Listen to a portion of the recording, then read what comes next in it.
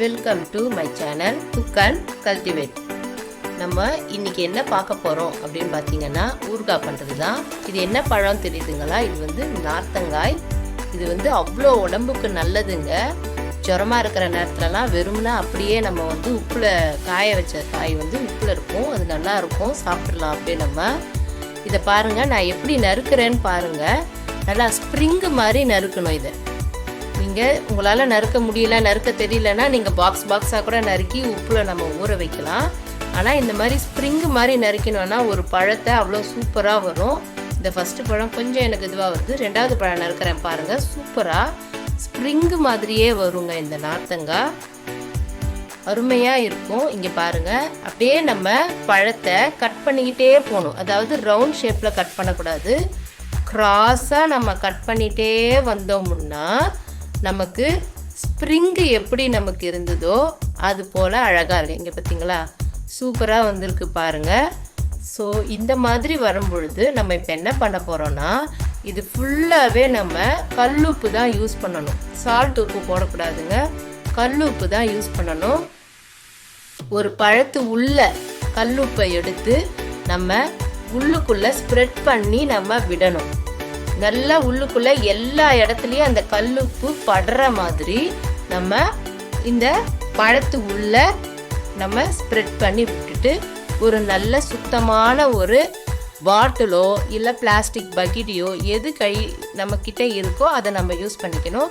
என்கிட்ட இப்போ ஒரு பெரிய பாட்டில் வச்சுருக்கேன், அதனால் அந்த பாட்டிலில் நான் அப்படியே வைக்கிறேன்.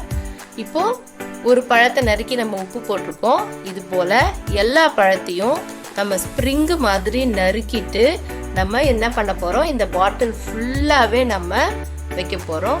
உப்பு கொஞ்சம் தாராளமாக போடுங்க. உப்பு கம்மியாக போட்டிங்கன்னா பூஞ்சாக்காலம் பூத்துரும். அதனால் உப்பு தாராளமாக இருந்ததுன்னா நாள் பட்டு வரும். எத்தனை வருஷம் ஆனாலும் இது கெட்டே போகாது. இந்த ஊறுகாயை நீங்கள் கொஞ்சம் உப்பு கம்மியாக வச்சு லெமன் ஊறுகாய் பண்ணுற மாதிரி நம்ம காய வச்சு காரமாகவும் போட்டு செய்யலாம். நான் வந்து அப்படியே மோர் சாதத்துக்கு தொட்டுக்கிறதுக்காக நான் இந்த பழத்தை எல்லாத்தையும் இப்படி நறுக்கி ஃபுல்லாகவே உப்பு போட்டு நான் உள்ளுக்குள்ளே பாட்டில் உள்ள வச்சுருக்கேன்.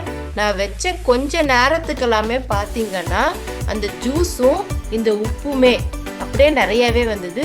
கடைசியாக என்ன பண்ணுறேன், மேலெல்லாமும் உப்பு வேணும்னு சொல்லிட்டு இன்னும் கொஞ்சம் உப்பை எடுத்து மேலே போட்டு நல்லா குலுக்கி விடுறேன். நம்ம குலுக்கணும் போது எல்லா இடத்துலையுமே அது ஸ்ப்ரெட் ஆகி இருக்கும். ஃபுல்லாக நல்லா குலுக்கி விடுங்க, எல்லா இடமும் அது ஸ்ப்ரெட்டில் இருக்கணும். அப்போ தான் எல்லா பக்கமும் உப்பு பட்டு ஊறுகாய்க்கு எதுவுமே ஆகாது. இங்கே பாருங்கள், ஒரு 1/4 மணி நேரத்துலேயே எனக்கு இவ்வளோ தண்ணி வந்தது. இந்த நார்த்தங்காய் இதில் எவ்வளோ தண்ணி பாருங்கள். இதை நம்ம என்ன பண்ணணும்னா, நல்ல வெயில் காயத்தில் மொட்டை மாடியில் நல்லா ஒரு 2 வாரத்துக்கு மேலே நல்லா காய வச்சிங்கன்னா நல்லா பொண்டு ஃபுல்லாக காஞ்சிடும். அந்த உப்பு தண்ணியிலே வச்சு காய வைங்க. அது காய உப்பு தண்ணியை அது அப்படியே இழுத்துக்கும். 1 மாதம் கழித்து பார்த்தீங்கன்னா நல்லா காஞ்ச நார்த்தங்காய் இந்த மாதிரி பிளாக் கலரில் நமக்கு கிடைக்கும்.